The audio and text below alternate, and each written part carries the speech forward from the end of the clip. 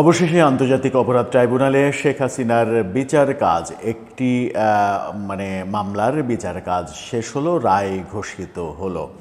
দীর্ঘ অপেক্ষার পরে সেই সকাল 11টা থেকে অপেক্ষা ছিল সবার, কিন্তু কোর্ট বসতে বসতে সেটা 1:45 হয়েছে এবং রায় ঘোষণা শেষ হতে হতে প্রায় 3টা বেজেছে। অর্থাৎ 2 ঘন্টারও বেশি সময় ধরে, 2.25 ঘন্টা সময় ধরে রায় পড়ে শোনানো হয়েছে। 3টি ধাপে 3 জন বিচারক সেই রায় পড়ে শুনিয়েছেন এবং শেষ পর্যন্ত আপনারা তো জানেনই যে রায়ে শেষ পর্যন্ত পুরস্কৃত হলেন সাবেক আইজিপি চৌধুরী আবদুল্লাহ আল মামুন। তিনি রাজসাক্ষী হয়ে পুরস্কারটা যে পাবেন সেটা আগে থেকেই অনুমান ছিল এবং আমরাও বলেছিলাম যে তাকে হয়তো বেকসুর খালাস দেয়া হতে পারে কিংবা নামমাত্র শাস্তি দেয়া হতে পারে। শেষ পর্যন্ত তাই হলো যে নামমাত্র শাস্তি দেয়া হলো 5 বছরের কারাদণ্ড।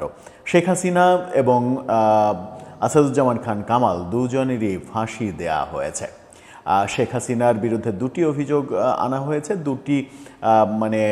2টি চার্জ গঠন করা হয়েছে। 2টি চার্জে, একটি চার্জে যাবজ্জীবন কারাদণ্ড আর একটি চার্জে মৃত্যুদণ্ড দেয়া হয়েছে। আসাদুজ্জামান খান কামালকে মৃত্যুদণ্ড দেয়া হয়েছে। এই ঘোষণাটা যখন আদালতে আসলো তখন এটাকে কেন্দ্র করে সারা বাংলাদেশে অনেক কিছুই হচ্ছে। গত রাত থেকেই আওয়ামী লীগের নেতাকর্মীরা বিভিন্ন জায়গায় জ্বালাও পোড়াও ককটেল মারা এই কাজগুলো করছে। এই কাজগুলো যখন করছে তখন আজকে বেশ বিপরীত চিত্র আমরা দেখছি গ্রামীণ ব্যাংক নানা জায়গায় আক্রান্ত হচ্ছে, সেখানে পুলিশের পাহারা যেমন, তেমনি আজকে 32 নম্বরের বাড়ির যে অবশিষ্ট অংশটা সেটা গুড়িয়ে দেওয়ার প্রয়াসও হয়েছে। সব মিলিয়ে আজকের দিনটা কেমন গেল এটা নিয়ে আন্তর্জাতিক গণমাধ্যম কি বলছে, আন্তর্জাতিক প্রায় বহু গণমাধ্যমে রয়টার্সও এই রায়, বিচারের রায় এটা সরাসরি সম্প্রচার করেছে বা আন্তর্জাতিক বহু গণমাধ্যমে সরাসরি সম্প্রচারিত হয়েছে এবং রয়টার্স একাধিকবার ব্রেকিং নিউজও দিয়েছে। সেগুলো নিয়েই আলোচনা করে বোঝার চেষ্টা করব যে রায়টা হলো সেই রায়ে আদালতে কি আলোচনা আসলো এবং এই রায় পরবর্তী ব্যাপারগুলো কোথায় যাচ্ছে, যখন গত ভোরবেলাতে সজীব ওয়াজেদ জয় রয়টার্সের সঙ্গে সাক্ষাৎকারে ভয়াবহ বার্তা দিয়েছিলেন। থাকবেন পলিটিক্স টিভির নিয়মিত আয়োজনে।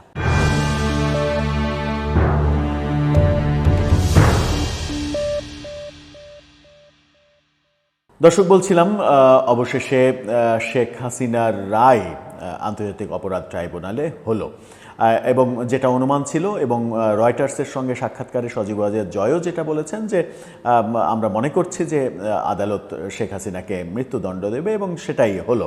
সাথে আসাদুজ্জামান খান কামালকেও দেয়া হলো। কিন্তু ইন্টারেস্টিংলি চৌধুরী আবদুল্লাহ আল মামুন সাবেক আইজিপি, তিনি সরকারের সঙ্গে, প্রসিকিউশনের সঙ্গে একটা সম্পর্ক তৈরি করে তিনি বেঁচে গেলেন। তারও মৃত্যুদণ্ড হতে পারত যেহেতু একই অপরাধ, কিন্তু তিনি বেঁচে গেলেন, তার মাত্র 5 বছরের কারাদণ্ড দেয়া হলো। এটা নিয়ে ভবিষ্যতে হয়তো আরও অনেক গবেষণা হবে। প্রথমে আদালতে কি ব্যাপার আলোচনায় এলো সেগুলো একটু আলোচনা করে নিই, তারপরে এর পরিপ্রেক্ষিতে পারিপার্শ্বিক অবস্থা কি তৈরি হলো, সারা দেশে কি অবস্থা সেগুলো নিয়ে আলোচনা করার চেষ্টা করব। আদালতে খুবই আশ্চর্যভাবে যেটা হয়েছে সেটা হচ্ছে যে রায় যেটা পড়ে শোনানো হয়েছে 3 ধাপে 3 জন বিচারপতিই পড়েছেন এবং বিভিন্ন ধাপে আদালতের রায়ে শেখ মুজিব রক্ষী বাহিনী তৈরি করেছিলেন, বাকশাল করেছিলেন, তারই ধারাবাহিকতায় 2008 সালে শেখ হাসিনা একই কর্মকাণ্ড শুরু করেন। এই জাতীয় ল্যাঙ্গুয়েজও আমরা দেখেছি রায়ে। রায়ে বলা হয়েছে শেখ হাসিনার আমলে বিভিন্ন সাংবাদিকরা দেশ ছেড়ে পালাতে বাধ্য হয়েছে। সেখানে নাম মেনশন করেছেন অনেক সাংবাদিকের, আমি নামগুলো বলতে চাই না কারণ সেই নামের মধ্যে অনেক বিতর্কিত নামও রয়েছে যারা কিনা এই মুহূর্তে দেশের বাইরে অবস্থান করছেন এবং দেশের বাইরে অবস্থান করে বাংলাদেশে নানা সহিংস ঘটনা ঘটানোর চেষ্টা করছেন। এমনকি আজকেও 32 নম্বর নতুন করে গুড়িয়ে দেওয়ার ইন্ধন যোগানোর কাজও করছেন। সাংবাদিক মাহমুদুর রহমানের নাম স্বাভাবিকভাবেই এসেছে, আর যাদের নাম এসেছে সেগুলো আমি বলতে চাচ্ছি না। রায়ে এসেছে বিডিআর যে পিলখানা হত্যাকাণ্ড, সেই পিলখানা হত্যাকাণ্ড শেখ হাসিনা সরকার করেছে, শেখ হাসিনা করেছে, সেটা রায়ে বলা হয়েছে।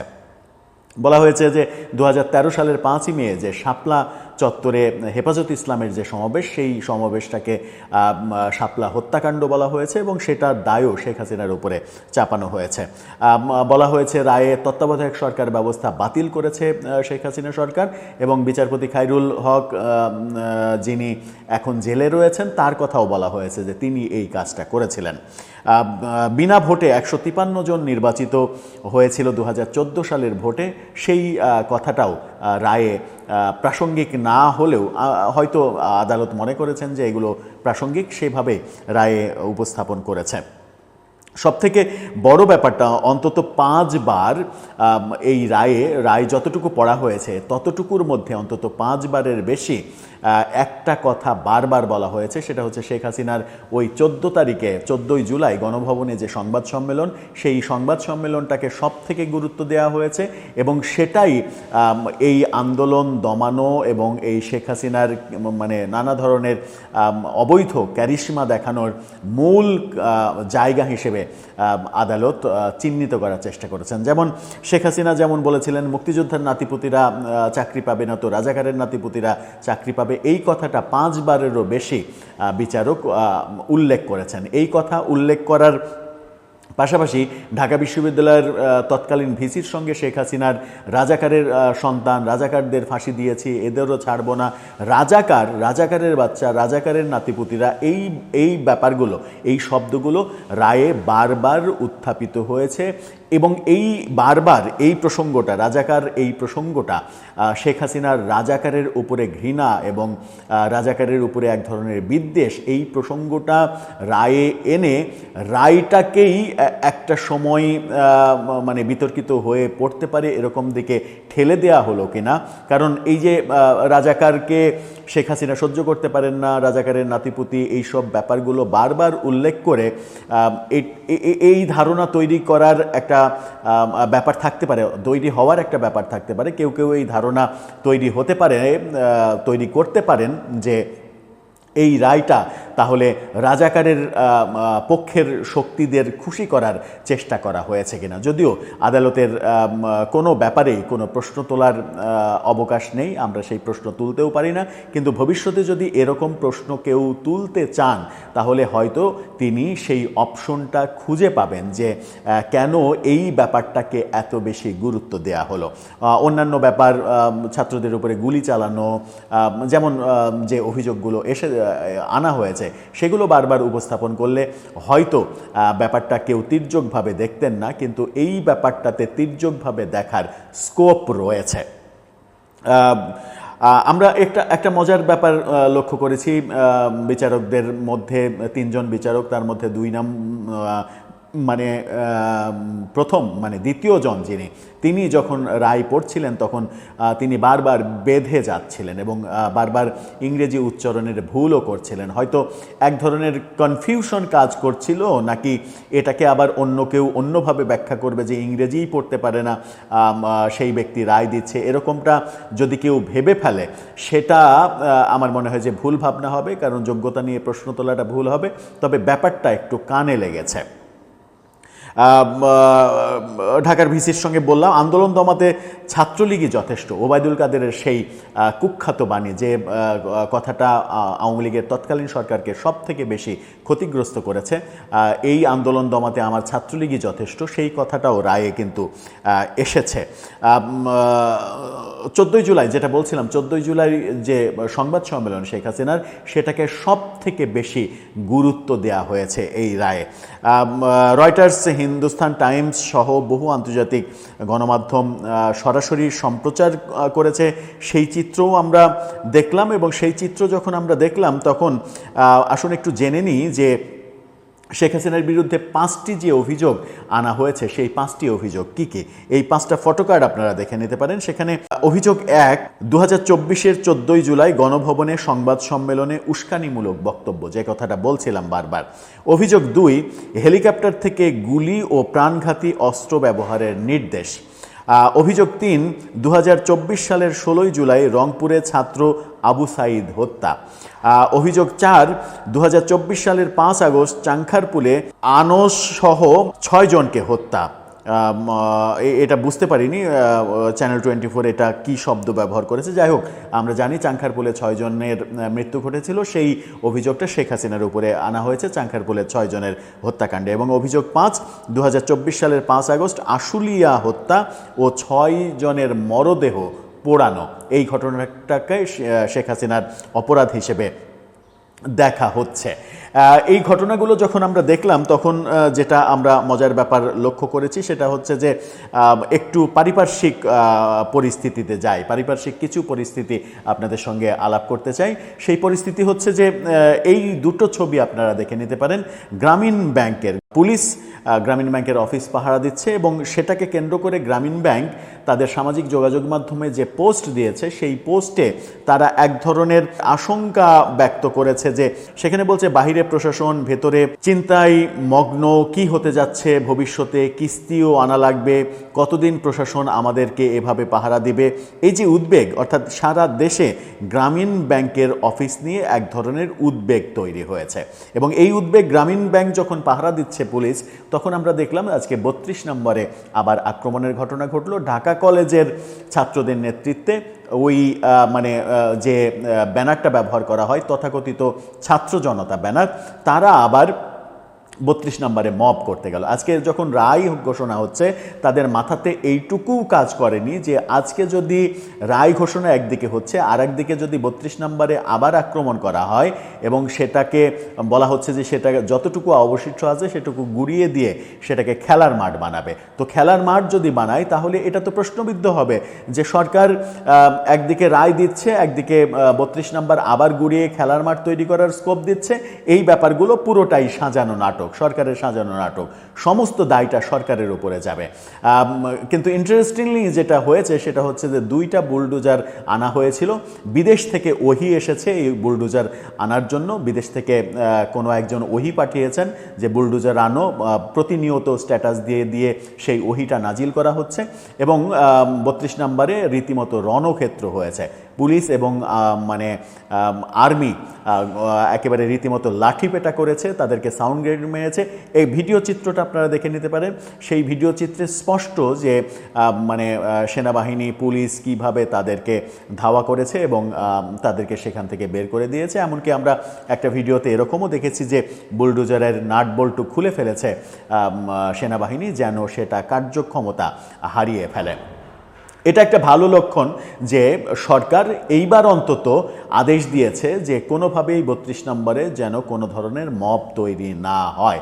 এই যে ঠেকিয়ে দিয়েছে সেনাবাহিনী এবং পুলিশ, তাতে করে ওই তথাকথিত ছাত্র জনতা বেজায় খেপেছে যে আমরা আওয়ামী লীগ বিরোধী অ্যাকশানে যাচ্ছি, পুলিশ আমাদের সহযোগিতা করবে, আর্মি আমাদের সহযোগিতা করবে, সেটা না করে আমাদেরকে মারধর করছে, পিটাচ্ছে, এই দেখেন পিটাচ্ছে, এভাবে এই কথাও বলছে। কিন্তু তাদের মাথায় বিন্দুমাত্র এই জ্ঞানটুকু কাজ করছে না যেটা তাদের ওই বিদেশি প্রভুদের মাথাতেও কাজ করছে না, যে এই কাজটা যদি তারা করে আজকে তাহলে পৃথিবীর সমস্ত গণমাধ্যমে এটা হাইলাইট হবে যে একদিকে রায় যখন হচ্ছে তখন এইদিকে এই কাজটা করতে সরকার প্রশ্রয় দিচ্ছে, আশ্রয় দিচ্ছে। তার মানে এই শেখ হাসিনা বিরোধী পুরো ব্যাপার স্যাপারগুলো পুরোটাই সাজানো নাটক। সেটা হলে সরকারের ভাবমূর্তি কোথায় যাবে এবং সরকারের উপরে যদি আন্তর্জাতিক চাপ আরও বাড়তে থাকে তাহলে এমনিতেই অন্তর্বর্তীকালীন সরকার বিভিন্ন বিষয়ে চাপে একেবারে টালমাটাল অবস্থা, তাতে করে নতুন চাপ আসলে কি অবস্থা হবে তাদের সেটা খুব সহজেই বোঝা যায়। এটা নিয়ে বিভিন্ন মিডিয়া বিভিন্ন রকমের খবর দিয়েছিল। বিবিসির এই ফটোকার্ডটা দেখলেই বুঝতে পারবেন, যখন আসছিল তখন বিবিসি খবর করেছিল 2টি বুলডোজার ধানমন্ডির দিকে নিয়ে যাওয়া হচ্ছে। অনেক অনেক আন্তর্জাতিক গণমাধ্যমে কিন্তু এই খবরটা চলে এসেছিল।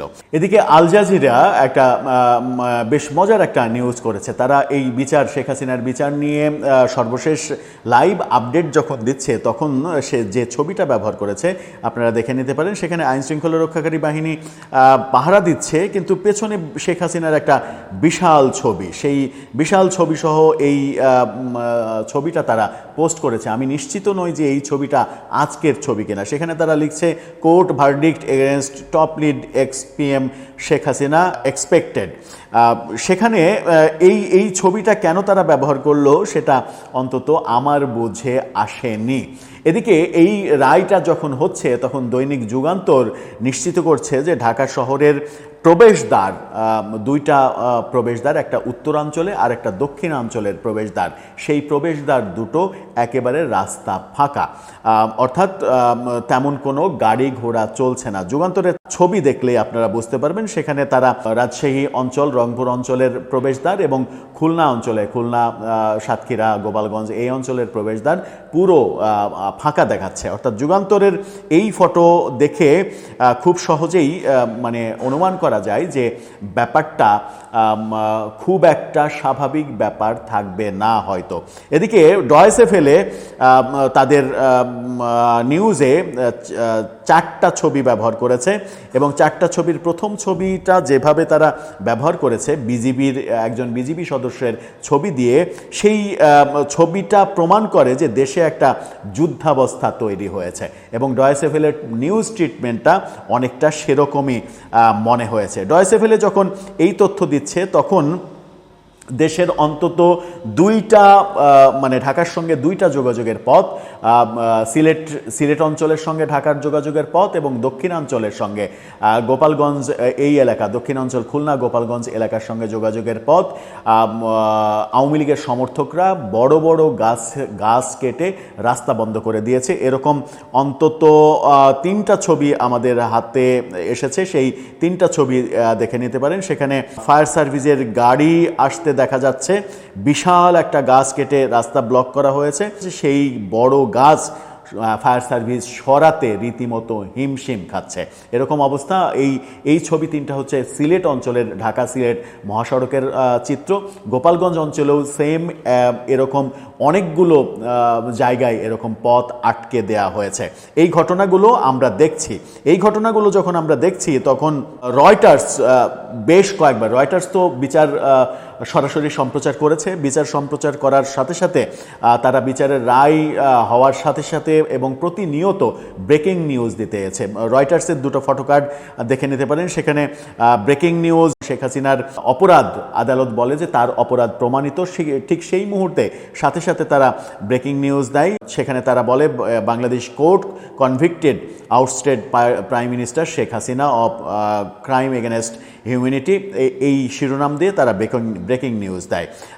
এরপরে তারা তাদের ওয়েবসাইটের, রয়টার্সের ওয়েবসাইটের একেবারে লিড নিউজ করে শেখ হাসিনার ছবি দিয়ে। সেখানে তারা বলে যে Bangladeshi ousted PM Hasina's convicted in student crackdown case, অর্থাৎ তিনি দোষী সাব্যস্ত হয়েছেন এই যে স্টুডেন্ট প্রোটেস্ট কেসে, সেটা রয়টার্স প্রতি মুহূর্তে আপডেট দিচ্ছে। অর্থাৎ এই মুহূর্তে রায় যখন শেষ হয়, আদালতের কার্যক্রম যখন শেষ হয় 3টার কয়েক মিনিট আগে, তারপরে থেকে যতগুলো আন্তর্জাতিক পত্রিকাতে আমরা নক করার সুযোগ পেয়েছি এই ভিডিওগুলো করার আগে 5-7 মিনিটে, প্রায় সমস্ত আন্তর্জাতিক গণমাধ্যমের লিড নিউজ হয়েছে এটা, অর্থাৎ আন্তর্জাতিক পর্যায়ে এটা চলে গেছে। সেই কারণেই বলছিলাম যে 32 আক্রমণ আজকে যেভাবে করা হয়েছে, সেখানে মব সৃষ্টি করা হয়েছে, সেই ঘটনাটা অনেক বেশি হাইলাইট হয়ে যেত যদি আজকে আর্মি এবং পুলিশ 32-এর মব না ঠেকাতে পারতো। মজার ব্যাপার হচ্ছে যে আপনি 32 ভাঙতে আসছেন, সেই 32 ভাঙাটাকে যদি প্রশ্রয় দেন তাহলে প্রশ্ন উঠত যে সারা দেশে আওয়ামী লীগের লোকজন, সম্ভবত আওয়ামী লীগের লোকজনই তো হবে, গ্রামীণ ব্যাংকে একের পর এক ককটেল মারছে, আগুন ধরিয়ে দিচ্ছে এবং সেই কারণে সারা দেশে গ্রামীণ ব্যাংকের কর্মকর্তাদের মধ্যে এক ধরনের অস্থিরতা বিরাজ করছে এবং সেখানে পুলিশ, গ্রাম পুলিশ নিয়োগ দিয়ে পাহারা দেওয়ানো হচ্ছে, রাষ্ট্রীয় টাকা খরচ করে গ্রামীণ ব্যাংক তাহলে পাহারা দেবে কেন? এই প্রশ্ন যদি কেউ করে ফেলে তাহলে কিন্তু সেই প্রশ্ন দেওয়ার কোনো উপায় থাকতো না যদি আজকে 32 নম্বরকে ছেড়ে দেয়া হতো মব বাহিনীর কাছে। দর্শক, সব মিলিয়ে শেখ হাসিনার এই বিচার এখন যে আলোচনাটা শুরু হবে সেটা হচ্ছে যে প্রক্রিয়ায় বিচার হলো সেই প্রক্রিয়াটা স্বচ্ছ ছিল কিনা, সঠিক প্রক্রিয়ায় হলো কিনা, এবং সঠিক প্রক্রিয়ায় হওয়া না হওয়া ব্যাপারে আন্তর্জাতিক মিডিয়াতে ব্যাপক বিশ্লেষণ হবে। এবং এই বিচারের ঘোষণার পরে সজীব ওয়াজেদ জয়ের যে গত ভোরে রয়টার্সের সাথে দেয়া সাক্ষাৎকার, অর্থাৎ বিচারে মৃত্যুদণ্ড হবে তিনি নিজে জানেন, এবং মৃত্যুদণ্ড যদি হয় তাদের নিষেধাজ্ঞা যদি তুলে না নেওয়া হয়, নির্বাচন করতে যদি না দেওয়া হয়, তাহলে তারা সশস্ত্র বিপ্লবের দিকে চলে যাবে। এই যে হুমকি, এই হুমকি কি আজকে থেকেই কার্যকর হয়ে যাবে? এই শেখ হাসিনার রায় ঘোষণা হওয়ার পর থেকে আজকে থেকেই কি বাংলাদেশ উত্তপ্ত হয়ে যাবে? আমরা যদিও বারবার আমাদের কমন প্রত্যাশা যে কোনোভাবেই, কোনো অজুহাতেই, সেটা রাষ্ট্রপক্ষের হোক কিংবা কোনো রাজনৈতিক দলের যে কোনো ইস্যুতে হোক, বাংলাদেশটা যেন সুস্থ থাকে, বাংলাদেশটা যেন অসুস্থ হয়ে না পড়ে। কিন্তু একটা শঙ্কা থেকেই যায় যে বিচারের রায়ে যখন শেখ হাসিনাকে মৃত্যুদণ্ড দেয়া হলো, তখন পরিস্থিতি সামাল দেয়া সরকারের পক্ষে কতটা নিশ্চিত করা সম্ভব হবে, কতটা আদতেও সামাল দিতে পারবে সরকার, কতটা এগ্রেসিভ হয়ে যাবে আওয়ামী লীগ, সেই শঙ্কা তো রয়েছেই। আপনার মতামত জানিয়ে লিখতে পারেন আমাদের কমেন্ট বক্সে।